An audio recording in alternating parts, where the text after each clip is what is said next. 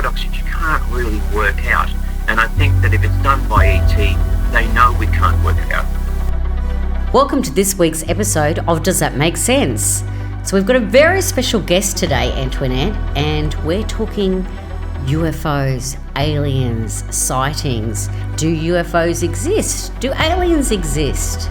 We've got an expert on our show today, and they take a scientific approach to whether or not UFOs exist. I'm really excited about this, Amanda. Today's episode is part one of a two-part series. Shall we get stuck into it? Let's go. Welcome to the show, Dr Roger Stankovic. Roger, you're not only a UFO expert, but you're also a Doctor of Philosophy with a PhD in neuroscience. And of course, you're also the Australian and New Zealand National Director for the largest science-based organisation for UFO investigations, and that's MUFON, which stands for Mutual UFO Network.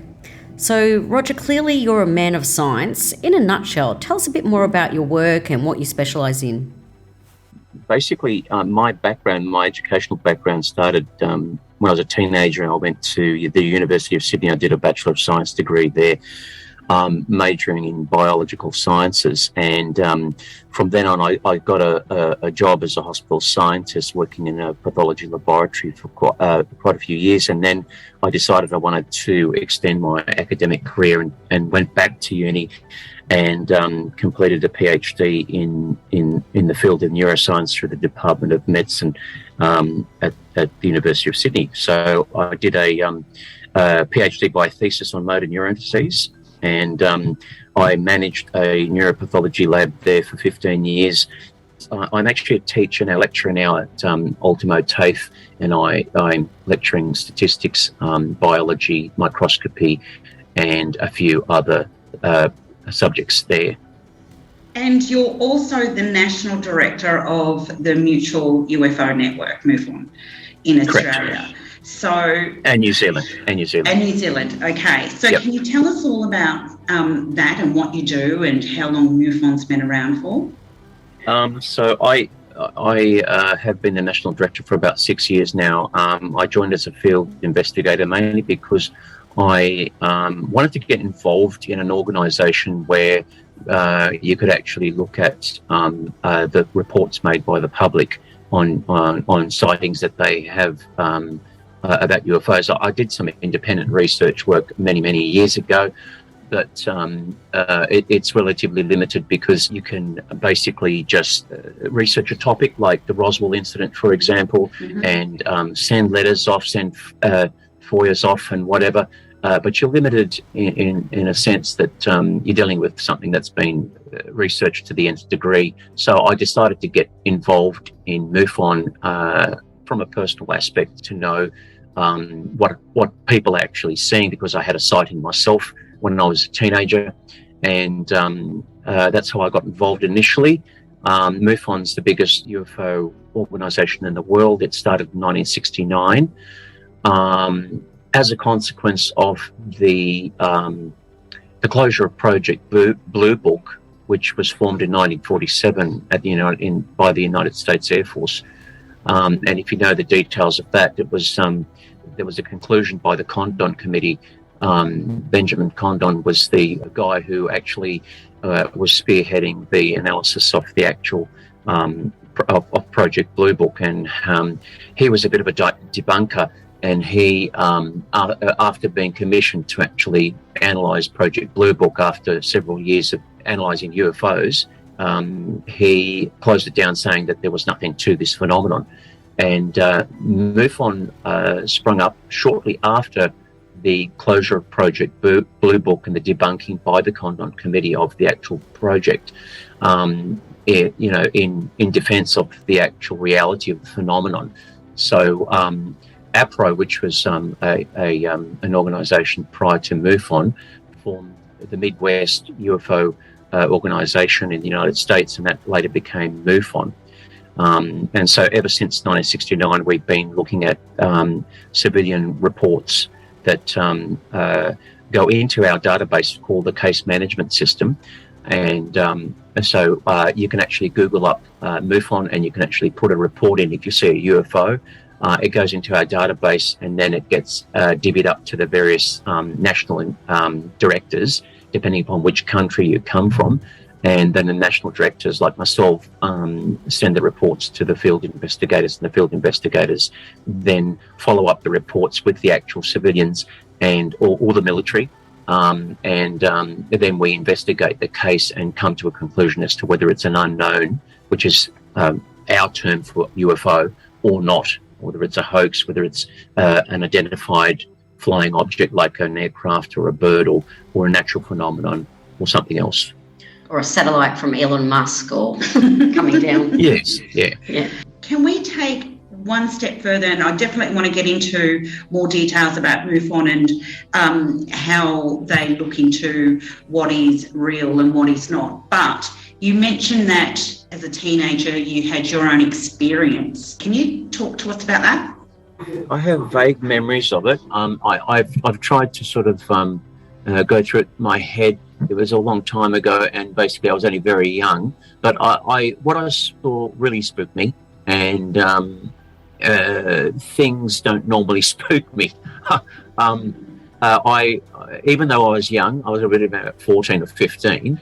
I didn't think too much about UFOs. I didn't really know what they were. I sort of thought that they might have been science fiction, but I was had that mindset that it wasn't something that was real.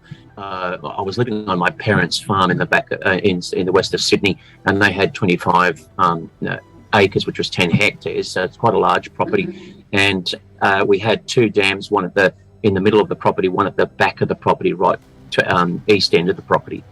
One evening, I went to the bottom dam, and it was getting twilight. So it was starting to get dark, and I saw this at the corner of my right eye, something coming up from the south, and it was a light. And I thought, it just could be, an airplane, or it could be just a star. But I tracked it for a little while, and until it came up towards me, and then it started to get brighter and brighter. And I thought, oh my God, what is this? It can't be an aircraft. It can't be a meteorite. It's going a bit slow. Definitely not a star. And then it just stopped and hovered, and I thought, well, it's not a helicopter, I can't hear anything. Started getting closer and closer, and then it just stopped, did this crazy maneuver, which was in a split second, and then hovered again. And I thought, oh my God, that is definitely nothing man-made. And then it just shot to the ground and landed and sort of lit up the whole area as if it was daylight, and I just took off. I just could not stay there, and I could kick myself for running, because it petrified me. I thought it was after me, and basically ran home, and I was a pretty good sprinter. Got home and ran into the kitchen, and my parents and my sisters were there, and I told them what happened. And my elder sister remembers the incident, and she goes, "Yes, I remember the exact day, and you looked as white as a ghost, and you were sweating, and you were extremely panicked by the whole thing." So unfortunately, I didn't get to see it in detail. Didn't get to see any aliens or anything like that, but it was something completely anomalous, and I have no idea what it was. Definitely not a meteorite, definitely not anything man-made, something quite unusual. Roger, if it's of any consolation, I do not blame you for running, because if it was me, I probably would have run, but also fallen, and then run and fallen and run and fallen. Yeah. I mean, bringing to the now, is there any sort of intriguing cases that you've worked on since you've been working with MUFON that have really been that same sort of hair-raising, or that same experience where it's quite frightening, or and you approach it more scientifically now? So tell us about anything that's really frightened you or that's disturbed you that you've been working on in recent years. Most of our reports are sort of like people writing about what they've seen, and or taking a photograph or taking video. So that's not really disturbing, but there has been an instance where somebody sent me photographs of a decapitated ram, where I'm talking about animal mutilations. And so this was in Victoria, near Bendigo, and basically a lady had noticed that one of her prize rams was mutilated, and basically its head was decapitated, and it was mutilated in a way that looked like there was precision, in the cutting and everything. And so animal mutilations are quite disturbing, and there have been cases in the north of New South Wales in a casino that I researched. I spoke to a farmhand that was actually in this property and casino where in the 70s there were a lot of cattle mutilations. And I spoke to a veterinarian that was actually involved in looking at these cases, looking at some of the cases, and he was a bit puzzled too. I spoke to him for a couple of hours on the phone.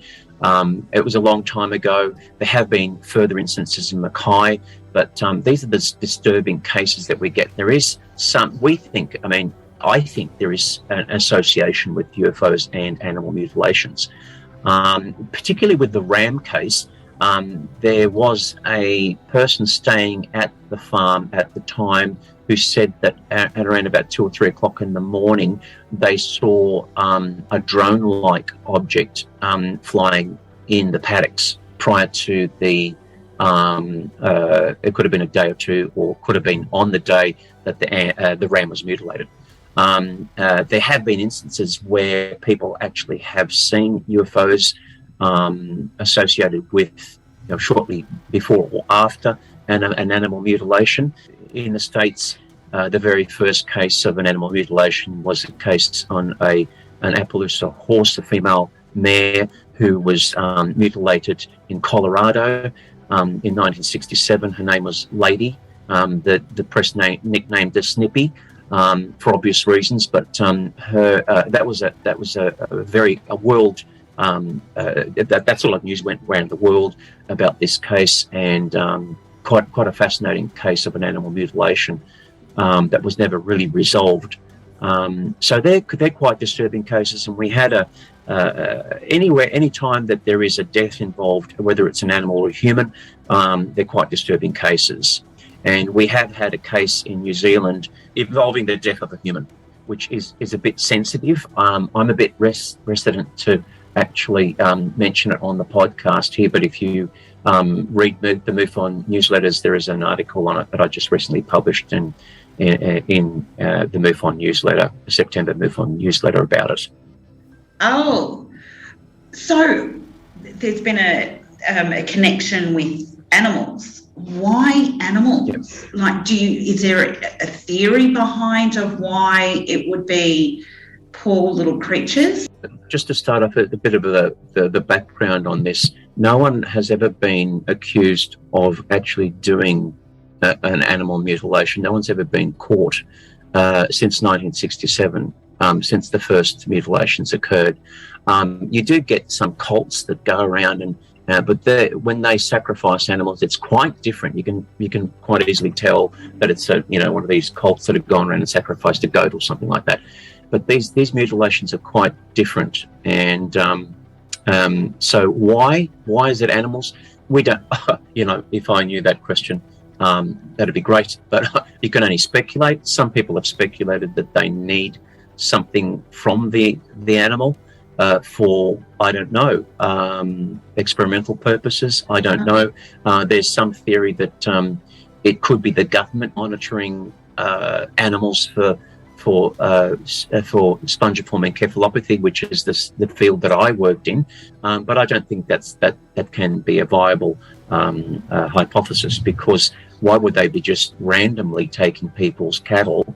You've got to take into account that these cattle are actually lifted off the ground somehow, mutilated elsewhere, and then dropped down from the air, because they've found broken bones in these animals, as if they've been dropped from the air. They've had what are called cheek swipes, where a flap of skin is taken around the actual the jowl area, anal coring, sex organs removed, udders removed from cows with absolute precision, where they haven't actually blood completely drained from the body. Oh, wow. And there's no sign of struggle by the animal. So how do you do this? How do you actually prevent an animal from struggling while you're mutilating it? It's impossible. Wow. The veterinarian that I spoke to actually said that his only conclusion is that somebody had a pea shooter and some curare and then anesthetized the animal and then mutilated it. What would you want to do that for? There's instances where a calf was mutilated within the uterus of a cow. Wow. Which is, how do you do that? Well, exactly. There's been instances where organs have been removed and there's no evidence of a hole where they've removed them from. And what about the carcass? Is it spread or is it very clean? It's very clean. There's no sign of blood around. There's no footprints. There's nothing around the cattle. As I said, if they're dropped from the air, that's how you could achieve that. It's quite unnerving because you can't. It's a paradox that you can't really work out. And I think that if it's done by ET, they know we can't work it out, and so that's why they do it. Yeah. You can blame the government. I don't see why the government would be doing that. I cannot imagine why. And the problem being is that this is worldwide. This is not just happening in the United States. This happened in Australia. This happened in Mackay. This has happened. Why would the Australian government be doing this? Are they in cahoots with the US government in the same experiment? It just doesn't make sense. There's no way we can explain it. It's definitely not predators. You've successfully have made the hair on my arms stand up, Yes. Roger. Thanks very much. I will not be sleeping tonight, and I'll ensure my animals are inside. Well, it gets worse than that because there are instances. It does. Can I go further? Yes. Yeah, absolutely. Okay, so there are instances where people have gone missing, and there's the classic 411 David Paulides studies in the States where people go in national parks and they go missing, and there is absolutely no explanation as to, they never find the body, or they find the body under very unusual circumstances. Now, sometimes the UFO phenomenon has been linked to this. And that's very, very scary. People have just disappeared off the face of the earth, and we don't know how it happens. They leave their wallets in the car, the keys in the car, and all of a sudden, gone, bang, they're gone. They bring in sniffer dogs, cadaver dogs. They can't find a scent. Things like this do happen with humans as well, and there have been recorded instances of human mutilations as well. So they do the same thing, although it's very, very rare to find human mutilations. There was a case in the States where a guy called Todd Sees was actually he had a property, and he was going to go shooting deer one day, and he got on his quad bike and disappeared. So his family were wondering where he was, and somebody, apparently 2 independent witnesses, saw a UFO hovering around about where he was, and him, a person being lifted into the actual UFO. They found his body later on emaciated and in some thickets that could not have been penetrated by a human being. His family were never allowed to witness to actually see his body prior to his burial, or whether I think they buried him. So it was a very unusual incident. With human mutilation or bodies that have been found, has anything been founded when these bodies have had an autopsy? I only know one autopsy on a body that was found on an island in a dam in a lake. And I can't for the life of me remember which country it was from, but it was somewhere either in Central or South America, where an autopsy was actually done on a body, and they found what are called petechial hemorrhages, which are spots in the skin of redness due to blood flow and congestion, indicating that when the mutilation was done on this human being, he was still alive. And this is what's found in a lot of the animals as well. You get petechial hemorrhages in the brain and in other parts of the body, where in the eye, in the eyeball, and basically other parts where it indicates that the heart is still beating while this mutilation's occurring. This guy had his testes removed through the hole in his penis. It was just really weird. And he had various other things. I read the autopsy quite a while ago. I'm sorry, it would have been about 15 years ago, and I can't recall all the details, but there definitely was an autopsy on this guy who was found deceased, and with all these various things done to his body, which were highly unusual. Wow. Indicative of similar to an animal mutilation. Yeah. So there's about 1,000 Australian MUFON sort of database of sort of cases that are logged at the moment. So any particular cases that you can sort of mention of the 1,000 that have been logged? So essentially, as you explained, so MUFON has a database, they log it, and then you obviously investigate each case. But is there any particular cases that have sort of recent years that you can sort of mention that you're working on at the moment? We're working on several cases. It depends upon how long it takes to actually get the witness to come up with all the information and data. But there are a few cases. There was one in Bathurst where somebody took an excellent video, very high quality video of an object that he saw in the night sky. He was driving with his son and daughter in the car, and all of them witnessed it apart from his daughter, I think, and then she witnessed it when they got home. He saw it again when they got home, and went into his backyard, started videoing it, and the quality of this is quite outstanding. It's a very strange light that's maneuvering in a very strange way. We're looking at analysing that data, and we're looking at what look like orbs. They're white orbs, which look like a dot of light that travel through the sky in the daytime and punch holes through clouds at phenomenal rates. They travel at hypersonic velocities. We've had one witness who has videoed several times these orbs.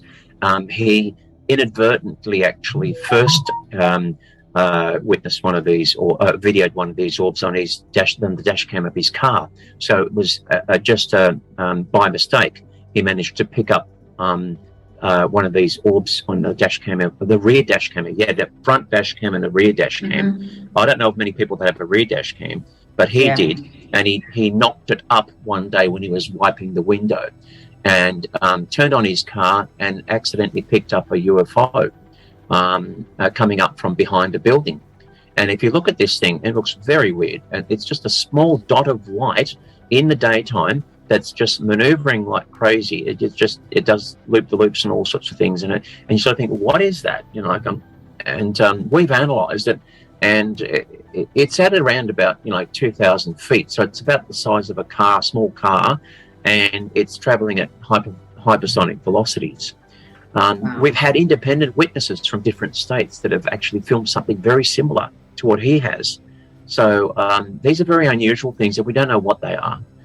We've had experts from the United States analysing the video, and they've, we look at the metadata of the video, and we look at all different things, all different aspects. And if we can't come to a conclusion that it's something explainable, well then we call it an unknown. And these are some of the things that we're looking at right now Wow. Has there been more cases during COVID? I did see somewhere where there was a rise in UFO cases throughout COVID. Is that true or not true? I'm not entirely sure. In Australia, I think that there hasn't been. I don't think that there has been. I can imagine that they, like, if under lockdown, you wouldn't, like, there wouldn't be many planes in the sky. So if you do see something strange in the sky, like it's unusual, you can, eliminate the possibility that it could be a plane, because there's not many planes in the sky. And but I haven't really noticed a big increase in UFO sightings. I hope you enjoyed part 1 of UFO Sightings, Expert Reveals. Don't forget to tune in on November 7 for part 2, when we talk about Roswell, Area 51 and famous Australian cases.